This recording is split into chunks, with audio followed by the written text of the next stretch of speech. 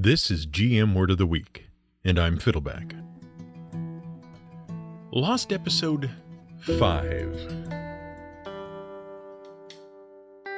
A few weeks ago, we offered up a special treat, a recording of our first ever live Word of the Week performance. And it'll be a long time before we do that again, as our researcher clearly doesn't understand the concept of a live performance. We apologize for his repeated interruptions. We ended that episode, a discussion of the history of dragons, by noting that there were far too many stories about dragons to fit into a single performance. Though we might have been able to fit in a few more if we hadn't been interrupted every few minutes. And maybe we can make up for that now. We do have a tradition here at the Word of the Week of compiling the bits we had to cut out of previous episodes due to time constraints into what we have taken to calling Lost Episodes. So welcome to our Lost Episode, number 5, Dragon Tales. Let's begin with a beast that technically isn't a dragon, but which we name-drop nonetheless because it appears to be one of the earliest fire-breathing monsters in the world, though that depends heavily on which translation you read. The beast is also notable because it comes from what is widely recognized as the earliest work of recorded literature in human history. That's right, we're talking about Hunbaba from the Epic of Gilgamesh. The Epic of Gilgamesh is a mythical story about a real historical person. Gilgamesh was a Sumerian king who ruled the city-state of Uruk in 2700 BCE. But he was worshipped by the Sumerians for many ages after his death, and by many other cultures as well. Gilgamesh was a popular figure in Babylonian folklore for hundreds of years, and many stories were told about the great warrior king in many different languages. The most complete collection of the tales of Gilgamesh was compiled for Assurbanipal, the last king of the Assyrian Empire before it was conquered by the Persians in 612 BCE. The Persians laid waste to the city of Nineveh and destroyed the royal library. And after the Persian conquest, Gilgamesh was mostly forgotten. The oldest tales of Gilgamesh, however, came from a collection of a dozen or so stone tablets of varying ages that were discovered in the 1850s. The oldest of those tablets was first inscribed in around 2100 BCE, and that is why the Epic of Gilgamesh is considered to be the oldest recorded work of literature on Earth. And the story told in those tablets is actually a pretty cool tale of a wise but selfish king who learns about the power of friendship and discovers that being renowned is more valuable than living forever. The story begins in the city of Uruk. Uruk was pretty much the greatest city in Mesopotamia. At least back in 2600 BCE it was. It was huge and it was protected by massive walls that dwarfed all of the other cities around it.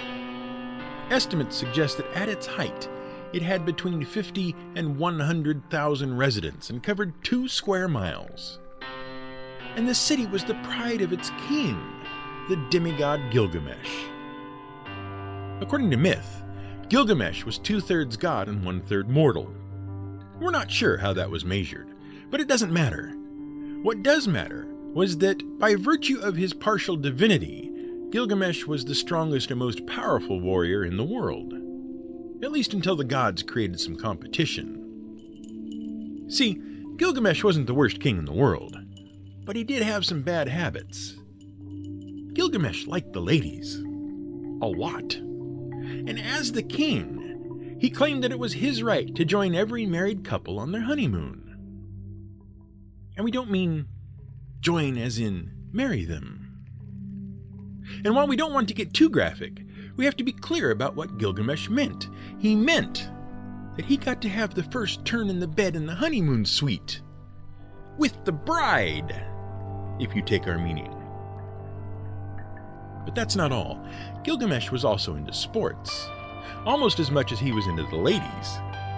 He was pretty much the world's first jock. As a result, he kept the able-bodied men of Uruk engaged in constant contests of strength and sport and skill. And they were frankly exhausted by it. So the people of Uruk cried out to the gods for help, and the gods responded by creating someone powerful enough to threaten Gilgamesh. They created a wild, savage, hairy man named Inkidu. Inkidu lives in the wilds, runs with the animals, and beats up hunters and trappers for fun. When Gilgamesh hears about Inkidu, he realizes that Inkidu just needs to calm down a bit. So he hires a prostitute named Shamhat to go wear Inkidu down a bit. After a week of lovemaking and a good shave and a bath, Shamhat cleans up Inkidu and makes a civilized man out of him. A few weeks later, the lovely couple is attending a wedding in Uruk when Gilgamesh shows up to demand his right. And Inkidu blocks his path. The two of them have a massive fight. Eventually, Gilgamesh wins, and Inkidu admits he's stronger. But Gilgamesh is too worn down to go on the honeymoon. And after that, Gilgamesh gave up on the whole first right thing. And he and Inkidu become bros. Apparently, all Gilgamesh needed was a good fight and a good buddy to crack a few brewskis with. Eventually, the pair get bored with palace life, watching sports and drinking beer, and they decide a quest is just what a pair of super powerful warrior dudes need.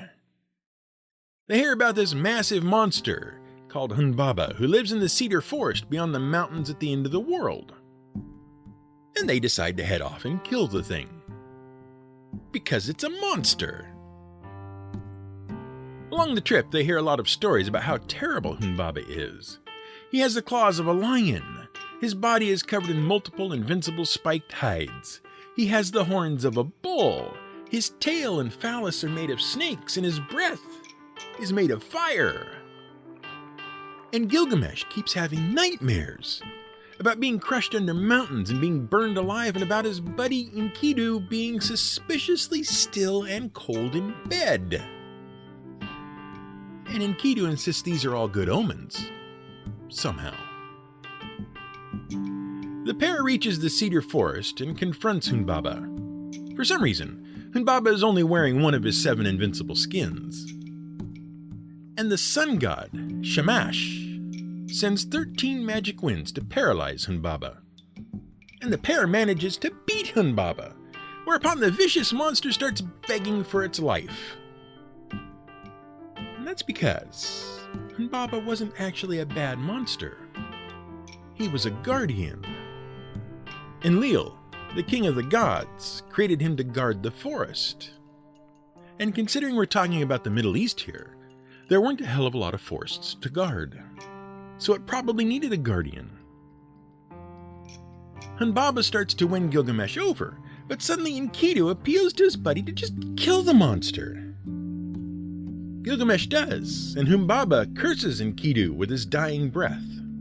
And that's pretty much the end of Hunbaba. He was just a guardian monster with fiery breath after all. The story continues though. Inkidu dies, spoiler alert, and Gilgamesh becomes obsessed with immortality. He goes on 2 different quests to achieve everlasting life and manages to screw both of them up. Dejected and defeated, he returns to Uruk. And when he sees the walls of the city, the walls he built, he realizes that he had immortality all along. His body might die, but his name will be remembered forever. Or at least for 2,000 years, until Persians go all Fahrenheit 451 on the Assyrian king's library. The end. Now, Hunbaba was the first fire breather in mythology, but he wasn't the last. Greek mythology included several fire-breathing beasts. There was the Chimera, of course, and Typhon, the 100-headed serpent monster who lives under volcanic Mount Etna. And there was even a fire-breathing cow named Cacus, who guarded the cattle herd of Geryon. But we discussed Greek mythology enough in our live episode. What we didn't discuss in any sort of detail was the serpentine Naga of Hindu mythology. And that means we have to discuss the Mahabharata, another very old work that incorporates both history and spirituality. The Mahabharata is one of the 2 great epic poems of ancient India, the other being the Ramayana, and it is an extremely important work. The most complete compilation appeared in 400 CE, but the poem reveals a great deal about the development of Hinduism and the history of India during the period from about 500 BCE to 200 CE. The Mahabharata is a massive work. It consists of 100,000 couplets or pairs of line. It contains 1.8 million words. And it's 7 times longer than both of the Greek epics combined, the Odyssey and the Iliad. But although it is often credited to the sage Vyasa, it is unlikely that the epic was written by any one person. The central plot of the Mahabharata tells the tale of the kingdom of Bharata in north-central India along the sacred Ganges River. And it begins with 2 princes, Dhritarashtra and Pandu. Dhritarashtra was the old prince, but he was blind, and so Pandu is proclaimed king. Unfortunately, Pandu has been cursed and is unable to bear children. His wife appeals to the gods, and the gods ultimately father 5 children in Pandu's name. The 5 cousins, fathered by different deities, are jealous of each other, and their bickering and infighting becomes so severe that they must be exiled. And during the 12-year exile, the Dhritarashtra clan, the Kaurava, are able to gain power. During their exile, the 5 Pandavas, the sons of Pandu, have several adventures, and they meet their cousin Krishna. And Krishna is the real main character of the Mahabharata. Krishna is an avatar of Vishnu. Specifically, he's the 8th incarnation of the god Vishnu, born into human form. And he is related both to the Pandavas and the Kauravas. Krishna joins the Pandavas. On their return from exile, the Pandavas go to war with the Kaurava, and the war is protracted, bloody, and brutal. And ultimately, the Pandavas are victorious. But the Mahabharata is more than just the story of a war. Indeed, the actual main plot, the events leading up to the Great War, and the war itself. The main plot only encompasses about 1/5 of the entire epic. There are a great many subplots woven throughout the epic, with many characters pursuing their own agendas. And many of those subplots involve complex social and ethical dilemmas. Meanwhile, Krishna delivers numerous lessons about Dharma, the Hindu moral code. And the complexities of the code are such that sometimes there is no right answer. One must sometimes choose the lesser evil because good is simply not a choice. The Mahabharata also contains extensive collections of Hindu myths and legends that are completely unrelated to the main text of the story. And these myths and legends allow scholars to trace the evolution of the Hindu faith from its Vedic origins. As such, the Mahabharata is considered the most important text about Hinduism after the Vedas, the actual scriptures of Hinduism. It's in these myths and legends that the Naga come up. The Naga are supernatural beings, half human and half serpent. They originally dwell in the sea, but soon overran the lands of earth as well. When they became too numerous, the deity Brahma sent them below ground to the kingdom of Naga Ioka, wherein they carved great palaces ornamented with precious gems. They were forbidden from attacking mortals, save for the truly evil, or those who were destined to die already. Naga are capable of assuming both human and serpent forms, and as such they are more similar to the Yuan-ti of Dungeons & Dragons than they are to dragons, or even to the Naga from Dungeons & Dragons. But there are many legends about the Naga, and they have changed over time. The Mahabharata offers a decidedly negative picture of the serpent folk. In various places in the epic they are depicted as vicious hunters intent on biting and killing everyone and everything. But despite this, some Naga in the epic do serve the side of good. Brahma is even so impressed with one Naga, Shesha, that he is entrusted with carrying the world on his head. That said, a great deal of time is also spent discussing the enmity between the Naga and the great eagle deity Garuda. Garuda is a massive bird-like creature with a golden body, white face, and red wings, and is sometimes depicted as the mount of the deity Lord Vishnu. And Garuda is revered as a protector and healer, especially of poison. But Garuda is also the half-brother to 1,000 Nagas. And those Nagas nearly got him into trouble with the gods. Oh, and they also enslaved him and his mother. And Garuda has never let the grudge go. The story begins with the two wives of a great sage. Kadru prayed to the gods to bless her with many children. Vinata prayed to the gods to bless her with a powerful child. And both wishes were granted. Kadru gave birth to 1,000 serpents, and her brood went on to become the ancestors of every snake and serpent in the world. Vinata, meanwhile, gave birth to the super eagle Garuda. Sometime later, Kadru and Vinata were arguing about the color of the tail of a legendary 7-headed winged horse. Ultimately, they made a bet. Kadru bet that the color was black, and Vinata bet the color was white. Kadru sent her 1,000 serpent kids to bite the tail of the horse, and their poison turned its white tail black. Thus, Kadru won, and Vinata and Garuda were enslaved. Yeah, they weren't just betting for free beers, they bet enslavement. Because the tail color of a magical septa horse is that serious. Garuda, as you might expect, chafed at the enslavement. He grew to hate his 1,000 serpent half-brothers. After many years of cruel mistreatment and growing resentment, he finally demanded that he and his mother be set free. The serpents agreed to let Garuda buy his freedom. All he needed to do was steal the nectar of immortality from the god Indra and give it to the serpents. Garuda did so and won his freedom, but he also tricked his serpent siblings, so they never got to actually drink the stuff. And Garuda himself also resisted the temptation and refused to drink of the nectar. Vishnu was so impressed by Garuda's integrity that Vishnu protected him from Indra's wrath. And that's how Garuda came to serve Vishnu, and also why he hates all serpents and snakes and nagas, and why eagles eat snakes. Speaking of mythical serpents, we also briefly mention Quetzalcoatl, the well-known feathered serpent god of Aztec mythology, who was also known as Kulcucan by the Mayans.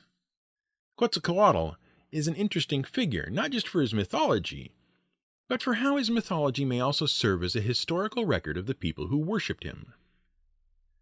Quetzalcoatl appears in Mesoamerican mythology as far back as the 3rd century CE. The feathered snake was depicted as a supernatural being of earth and water and a servant of the rain god Tlaloc. Eventually, he became the prominent deity of the Toltec people, and he became associated with the planet Venus, or, as the Toltecs saw it, the morning and evening star. One of the most important stories about Quetzalcoatl is his exile at the hands of the god of the night, Tezcatlipoca. In this myth, Quetzalcoatl was the priest-king of the city of Tula, the capital of the Toltec Empire, and he refused to offer the gods human sacrifices. He only offered snakes, birds, and butterflies. Otherwise, he was wise and peaceful. Tezcatlipoca was offended by Quetzalcoatl's demeanor and used black magic to turn the people of Tula against him. Quetzalcoatl was driven from Tula and made his way down the coast of the Great Sea. In one version of the story, he finally burned himself on the eastern shore and was reborn as the planet Venus. Thereafter, he became associated with death and rebirth. According to another legend, Quetzalcoatl built a great raft and sailed across the eastern sea, disappearing over the horizon. Some scholars have suggested this myth actually reflects a cultural shift in Toltec civilization. During the first 100 years of their reign, the Toltecs were dominated by the theocratic culture of the Teotihuacana people that founded it. But Tula was overwhelmed by immigrants from other cultures, and they brought their own ideals with them. The more warrior-like immigrants supplanted the theocratic culture, and a militaristic ruling class came to power. This same myth may also have led to the initial Aztec belief that Hernán Cortés and his conquistadors were actually divine envoys from Quetzalcoatl returning from over the eastern sea. Quetzalcoatl was a prominent deity in Aztec mythology. The Aztecs raised a great temple to the god in Tenochtitlan, and also a monastery devoted to the god called Cholula. Quetzalcoatl was revered as the god of learning, writing, and books. The Aztecs credited him with giving them their calendar and writing system. And Quetzalcoatl was also revered as one of the most powerful of the 13 gods of the daytime. In addition to appearing as a great feathered serpent, he was also depicted as a bearded man with a conical hat and a mask with 2 tubs from which he could blow great wind. Now we could keep going, of course. There are many, many stories about dragons, or rather, about mythological serpent creatures. But we've got to save something for our next live show. Meanwhile, we'd like to thank our loyal supporters on Patreon, without whose support we never would have made it to Gen Con to perform the live show in the first place. And thanks to those fans who were able to attend our show and help make it a great success. We hope to see you again, and to see all of our fans at future conventions in future years. This has been GM Word of the Week.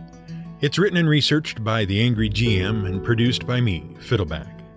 You can support us on Patreon at patreon.com/GM Word of the Week. You can find more at gmwordoftheweek.com and theangrygm.com.